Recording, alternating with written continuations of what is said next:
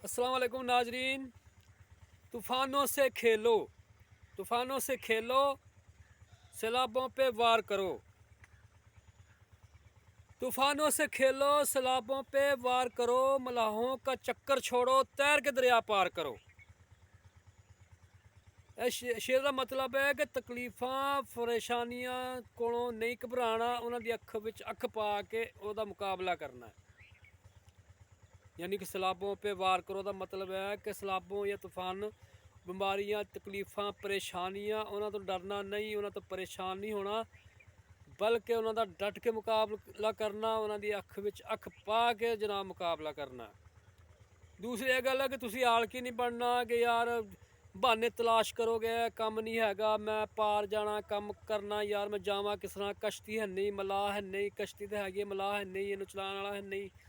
यानी बहाने लाना ये जनाब आलकी बंदियां दा काम है। तुसी बहाने नहीं लाना, तुसी जनाब अगर कम करना तो मलाह का इंतज़ार नहीं करना, मलाह का चक्कर छड़ दो, कश्ती का चक्कर छड़ दो, तैर के दरिया पार कर जाओ, तो फिर तुसी कामयाब हो, फिर टाइम तो तुसी पहुँचोगे भी तो काम भी करोगे। अल्लाह हाफिज़।